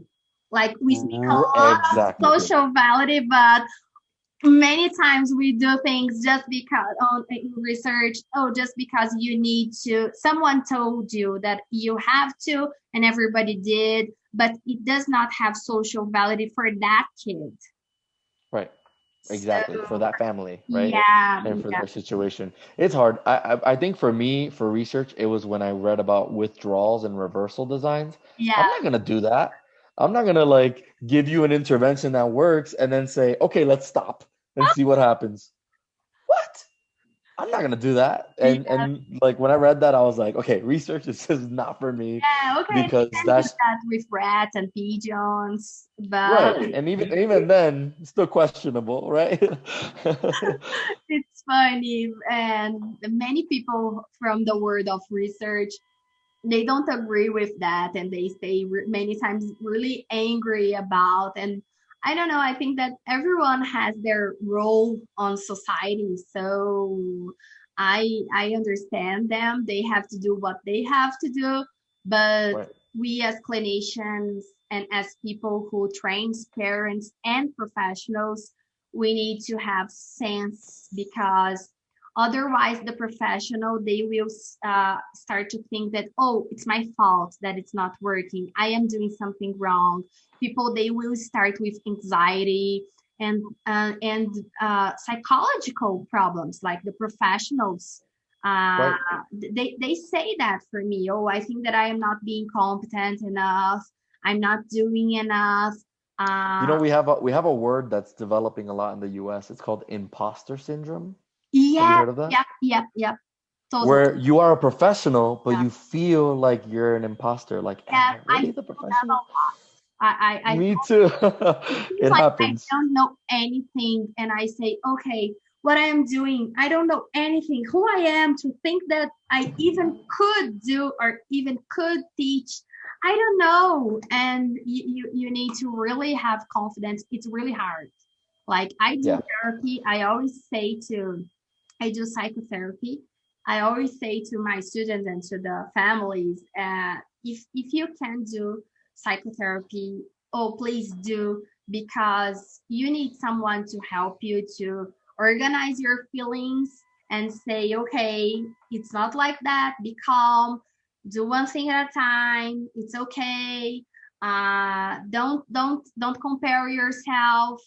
Many people, they are writing and saying, but you don't know if they are really doing that. Maybe they are just putting on social media and putting on papers, but you don't know the reality. So be calm, be cool. So I always need to remind me about that. It's hard. Yeah, it happens. I feel like also like as when I became a BCBA is when it started. Like it's so funny because I guess it's almost like they're holding your hand the entire time, right? As an RBT, you have a supervisor. When you're a BCABA, you still have a supervisor. But then you become the BCBA and you look behind you and there's nobody and you're like, oh my gosh, these decisions I'm making actually are like the law right now, right? So like, am I making the right one? And you start to question yourself. And I think a little bit of that is healthy. It's healthy to question yourself because I've met and I've actually had to report a professional who was not like that. She thought everything she did was the right thing. Yeah. And a lot of the times she was doing things that were harmful. I saw her physically hurt a client and I had to report it. Like, and she still, even when I confronted her and said, hey, look, I don't think what you did was okay. You know, I want to talk about it because I don't want this to continue happening. She told me I was wrong and I didn't understand. You know, so I think kind of having that self-doubt is healthy in a field where you work with people because you want to keep yourself accountable and you want to question yourself. Hey, what I'm doing right? Could there be something better? Every day? Yes, try to be better. And so I think it's healthy to have because both ends are bad, right? Yeah. If you are super confident and you think that ABA is a magic thing that you know better than anybody and nobody could tell you, you're going to cause harm. And if you're not confident at all and you think you don't know what you're doing, you're not going to make any change at all either. So it's about understanding what you know and being confident in what you know and also being confident in asking and being okay with not knowing and being okay with accepting help from others, which is, I think, in the field, something we need to work on. Like being okay, saying, hey, I don't know. I don't know. And that's okay too. To have to look for that information. We don't have to know everything as a BCBA. It has I don't know, a book. I don't remember. I think that it's this book of practical ethics. I think that it's about scope of practice and scope of training. Like you. Yeah, we call that your competency here. Like your. Yes. And it's, you can be a BCBA, but you only work, for example, like me, I'm an early intervention ABA, BCBA. So I work with children between 3 and 12. But if I get a client who's 17, that's very different. I need to consult someone who has practice in that, not just knowledge. I can't just read a book and, I got it. No, you need to know someone who does it. And actually, because like we're seeing, the research is one thing and it could look great on paper, but when you show up in person, it's not the same. So having someone who has had those in-person experiences and that knowledge of the book that can put it together for you and help you and guide you, even as BCBAs, right? Like, and like we said, there's people who think they're confident and they're the smartest BCBA in the world. Everyone and every all parts, like and that's not for example, really aggressive behaviors and train a kid like on VB, like a classic VB kid. It's different. Like when you have a really aggressive behavior, maybe you will need someone who are used to do, who has the techniques of safety and everything. Right. And planning for that safety, how to create a safe environment for the client and for the therapist, how to create a plan that doesn't, for example, use extinction, right? Because if you don't have experience with that, and then you use extinction on a client who's already very aggressive, it could be leading to even more aggressive behaviors, right? So having that competency, I always learn, and I always say, I'm going to steal that from you, like to my BCBA friends, because I love for a long time, I didn't have an alternative for extinction, right? It was just, we were taught extinction and differential reinforcement, right? That's just something we use. But then I encountered kiddos who were super aggressive and I was like, damn, I can't use extinction because it's going to create worse behavior. So I consulted a BCBA and she was like, easy, just use schedules of reinforcement. Instead of using complete extinction, just use very low reinforcement and very high reinforcement for the appropriate behavior. And it's like, perfect. That works, right? Like, and you it's thought, not oh my God, extinction, I had studied that, but I have not right? thought about the But I application had not of applied it. that. Yes. Exactly. So I know about tandem schedules, concurrent. I know all of that stuff, but I hadn't applied it, and she had. So using her knowledge, I was able to help this client. So it's just, it's kind of like leaning on each other and building this community. So thank you for inviting me, and for being so open and willing to share, and Really? being on. Do you have a clubhouse, by the way? I have. I have. I Oh, I have to add usually, you. I have to add you. yes, I usually use I was using more at the beginning. I was there before Diogo, and then I invited him. But I was more on doing, learning more things from business and marketing and all those kinds, like for the company. So I Right. wasn't really using for the ABA and autism, but I also like that because I stay a lot on Instagram. So Instagram is my major platform, the major platform for the company. And YouTube, like, we have massive production of content, lots of content. So I stay more that, and I am recording RBT course. Like, here we don't call an RBT, but I'm just saying RBT just for you to understand, but in a more advanced way than a pure RBT. So I am covering more things and more in a more advancing way, because I know that professionals here, they will do the course, they do the course, and they are already a psychologist or a OT or SLP. So I am doing a more advanced course. So this is taking me a lot of hours. Like, for example, I am recording a class now on functional analysis. So I am covering all the topics that it has here on the Cooper's book and others. Cooper. Yes. The Bible, the ABA Yes, Bible. Bible, yes. And all the things that we have in other books. So this is taking me a lot of time. And I was sick last week.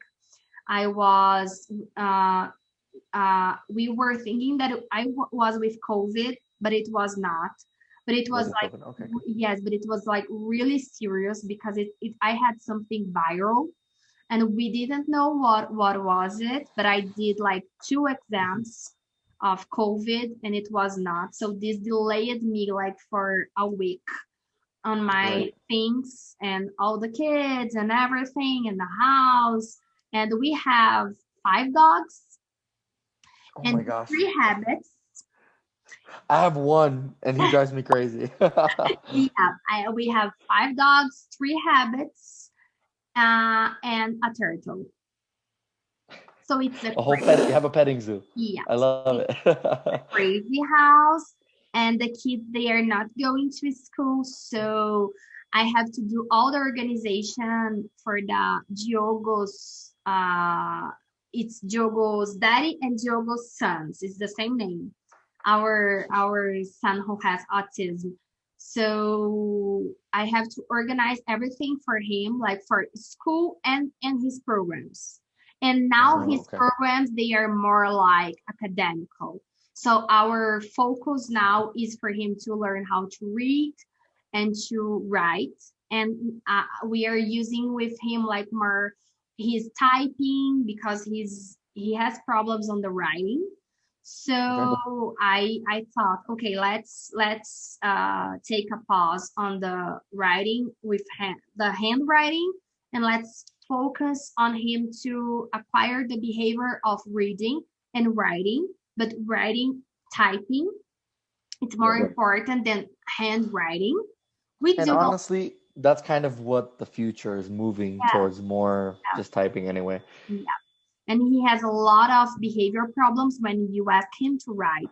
To write. Like, There's a lot of autistic people who I've actually met on Clubhouse or talked to from Clubhouse, and they say that like they can read, they can do everything, but they just don't write. They just don't.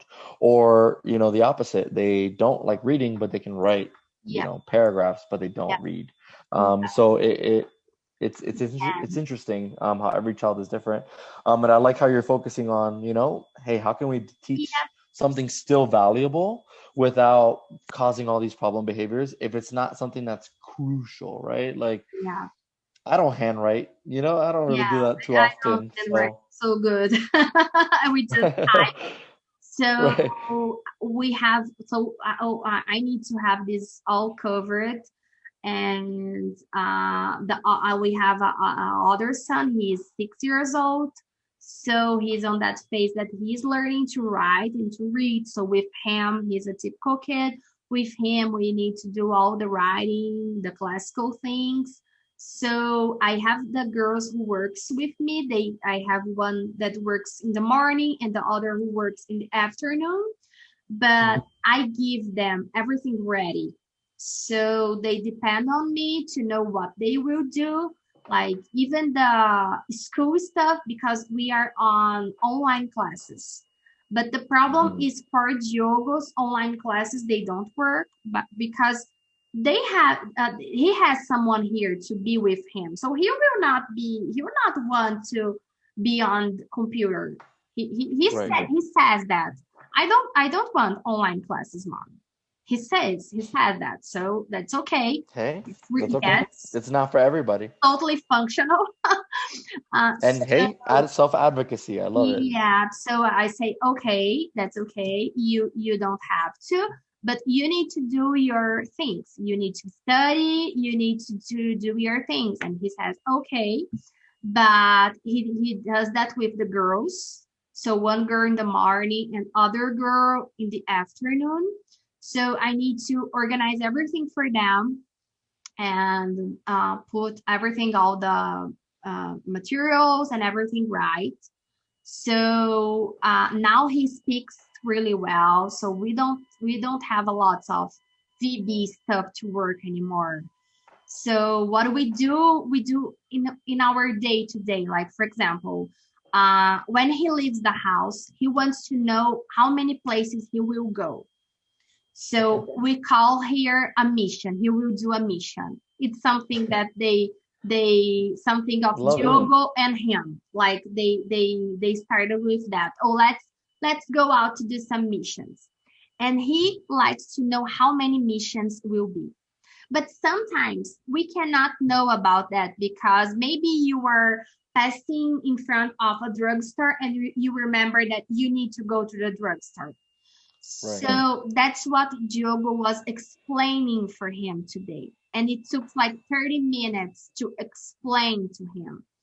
But today, thank God and ABA, he has the knowledge to understand all those language and telling him, okay, sometimes we don't know how many missions we will do. For example, if we are walking on the street, like even or driving, and you see like a toy store and you want to go there, wouldn't you want to go there to the toy store? And he said yes.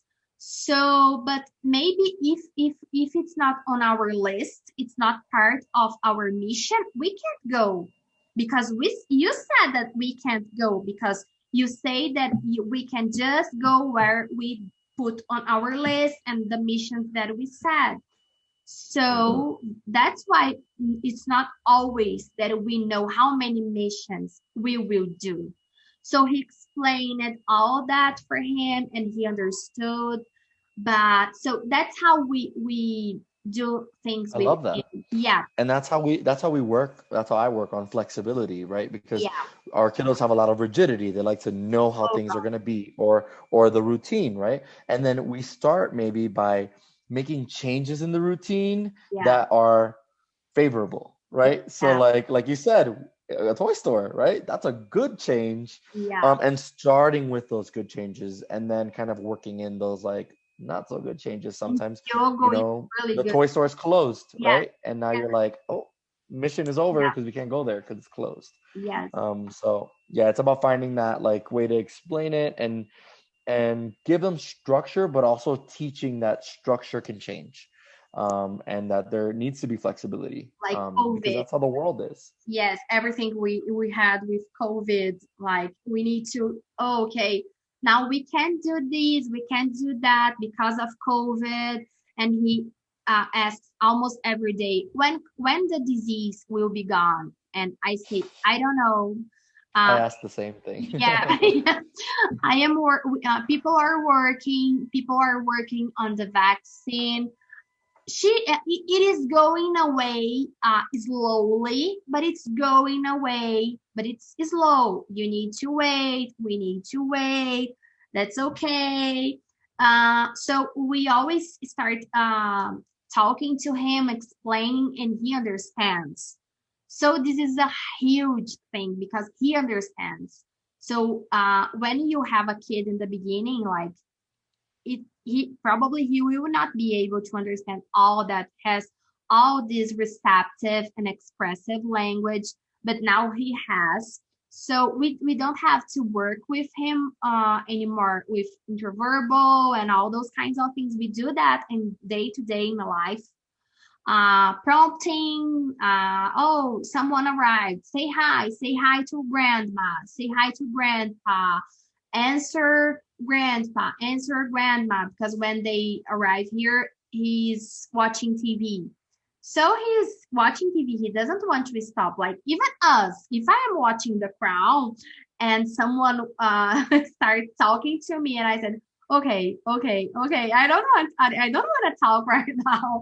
So that's what we do. And Diogo's father, he does that really well. Like he has the patience. He says that he's a better behavior analyst than myself, and he probably is as a father, because he does things and he doesn't care if anyone is looking and making faces, and he says, I don't care, I don't even look. So he's really good, and his Diogo is really tall, and Diogo's son is really tall. He has almost my height. So he really trusts his dad. So they have a really special connection. And I have the other one that I need to give attention and be with him and explain to him how things work. So it's a lot of work here that we have. And the big house, we live in a condo, and we have a lot of nature around, so it's really good. For example, for now, I am hearing some birds, and we have trees. I will take you a picture and send you. So it's really good. So kids, they are like free, and we receive the kids here, like the neighbors. So Diogo sometimes like to play video game. For him, it's a good thing because it's a way for him to socialize and work with his cognitive skills and function and executive function. So I like video games and technology for the kids. So we put him to swim, to do some exercise. So this is a lot of work, a lot of day-to-day things every day. So that's why parents, they need to be involved, because we are doing ABA, like ABA is part of our life. We're doing this every day, every time. We are organizing.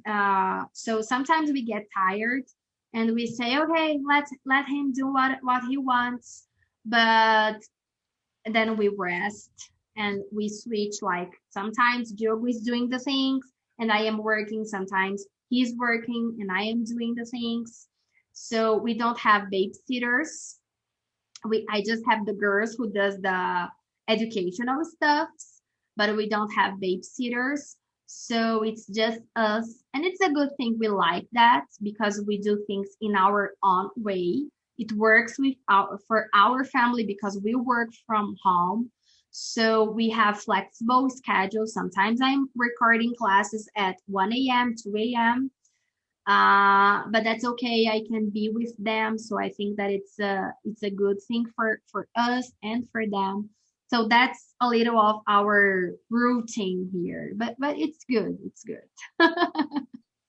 I love that. And I love that you guys incorporate it as a family, because that's, I mean, ABA is environmental change, and your family is your direct environment. So if the family is not changing or not, applying these things, it's not really going to work, right? ABA is only magic. It's kind of like the gym, right? If you go to the gym and you walk in and you walk on the treadmill for 5 minutes and then you leave, and then you're like, hey, why didn't I lose 30 pounds? Well, you were there for 5 minutes, right? But if you do it every day, consistently, 2 times a day, 30 minutes of cardio, you're going to lose that 30 pounds quickly, right? Because you're being consistent. And that's part of ABA too, that consistency.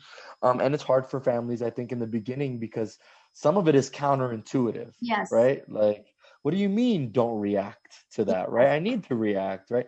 So it's almost counterintuitive and it's hard for families. So I think it's like about starting slow, giving them like very easy little goals and shaping it, right? And then it's the same as ABA, like we reinforce approximations and then it becomes second nature and it becomes that magic. It starts to be magic because they're like, oh, wow, like I don't even notice I was doing it, but it's become a part of my life now. So I love ABA. I think it's wonderful. And I love that you guys found those resources for yourselves. And now that you're working on getting that resource to more families. So I love that. I love your mission. I'm so happy I met you guys. I thank Clubhouse for that.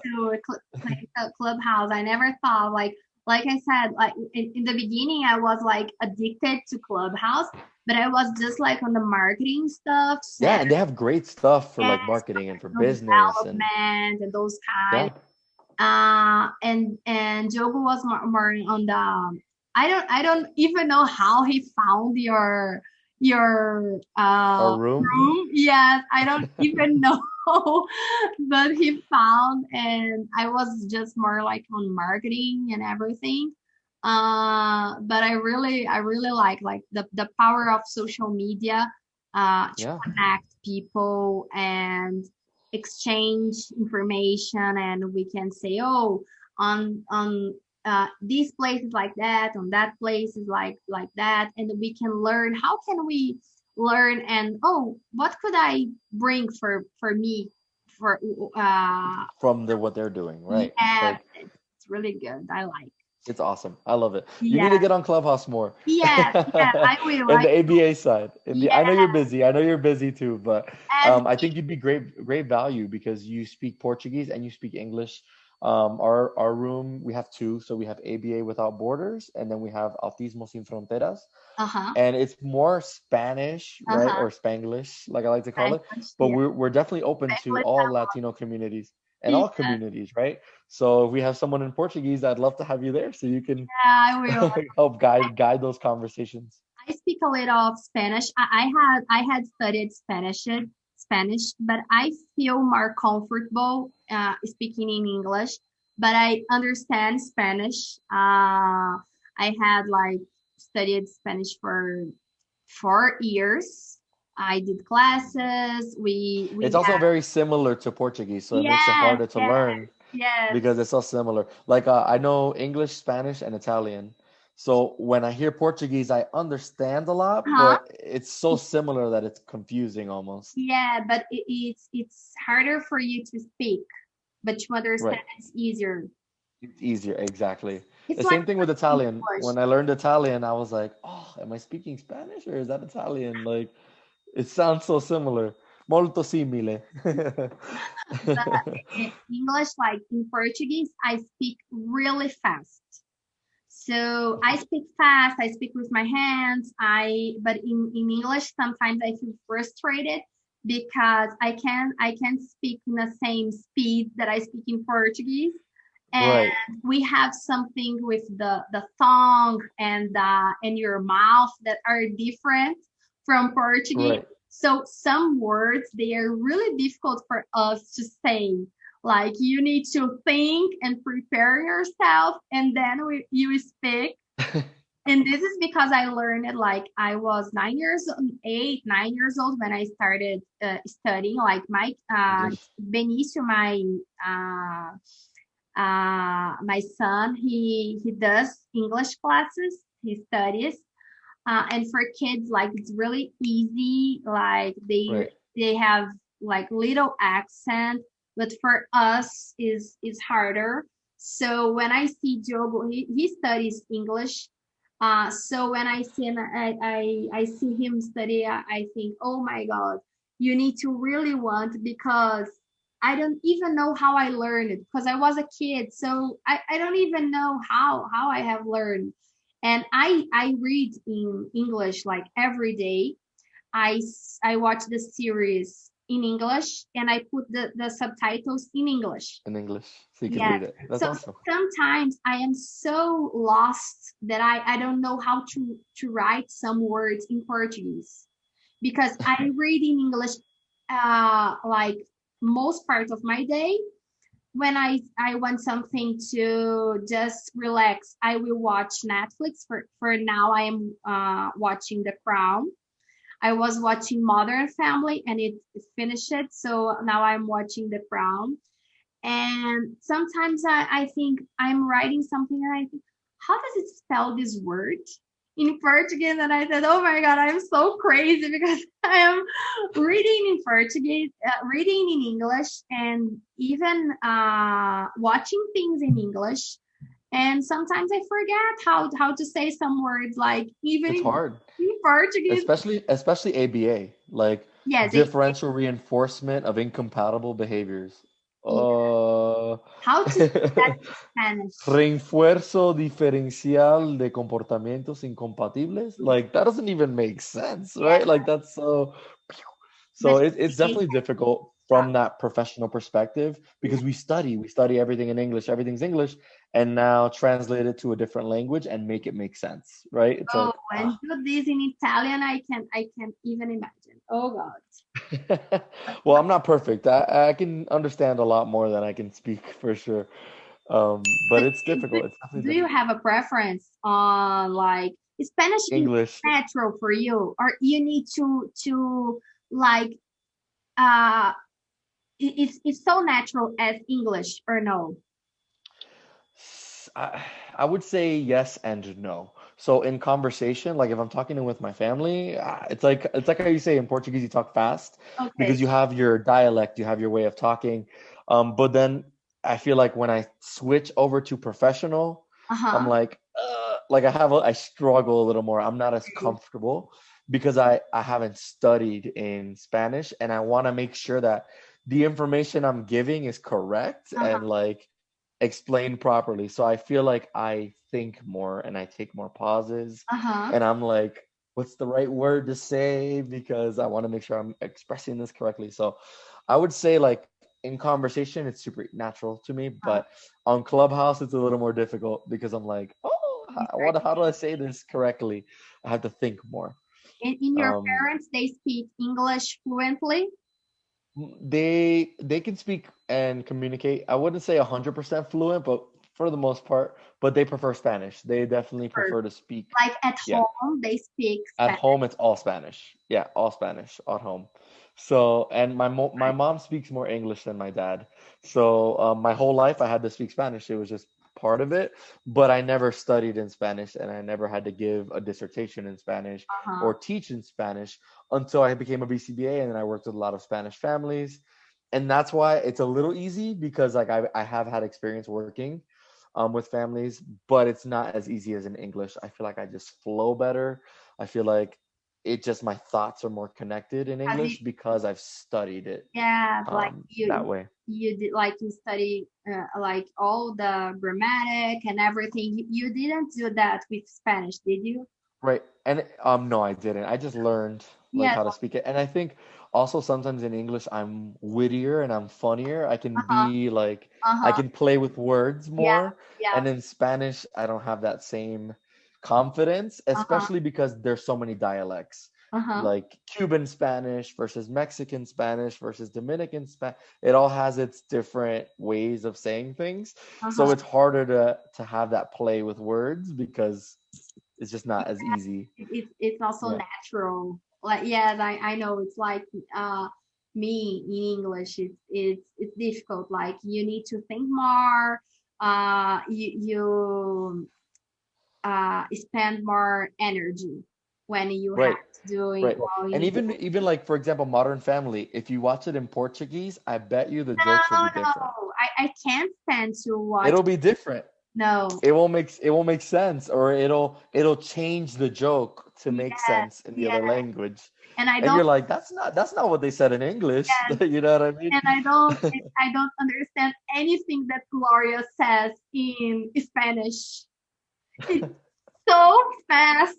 I say, oh my gosh, what is she talking about? That you need to put like a phone and really pay attention. It's not even in English. Sometimes I don't understand what is she saying, and I say, "Oh my God, it's so funny." I really like the jokes that they do, like with she's from Colombia. Yes, I really love the jokes. It's really funny. And her accent is very thick in English and Spanish. Like, it's like, oh wow, even I speak Spanish and I'm like, what did she say? Because she talks very fast. Yeah, really fast. And it's, oh my God, what's she saying? Like, I don't speak so fast, not even in Portuguese. She speaks loudly and really fast. I think that's also one of the things that made her famous was her accent. So I think she over exaggerates, but in normal, which makes it harder. As an actress, like, does she have so much accent? She does, but it's not. So she, like, in interviews, you could see that she's like making it more than it's almost like a character. Okay. She does have an accent, but she makes it more more noticeable to make it funny. Like Shakira, she doesn't have so much accent. Like she right. I don't see so much accent when she's speaking. Like singing, not no accent. But like even in interviews, I don't remember if she doing she's having so much accent. Yeah. I think for Sofia Vergara, it's more like her persona. Yeah. But I don't think that's how she really talks. Because she's been here for like 10, I think more than 10 years. So like. Oh, yes. You definitely can speak more English than that. Yeah. So, but let's keep talking and let's talk on Clubhouse. Absolutely. Just call. And we'll connect again. If you ever have like a topic you want to talk about, or a specific thing to talk about. I love it. Let's do it. To talk about, and we will definitely be talking soon. Awesome. Thank you so much for doing this again. I appreciate it. It was a pleasure to meet you. Not just hear you, but meet you, and not just text, but actually see you. Thank you. And yeah, definitely feel free. Me and Audrey are very, we're a team, and we're very open to working and helping. That's what we want to do. So always, if you have any questions or any events, definitely feel free to keep us in the loop. Sure, we will. Thank you. Awesome. Thank you so much. Say bye to Diogo and the kids for me. Okay. Bye-bye. Bye. Have a good day. You too.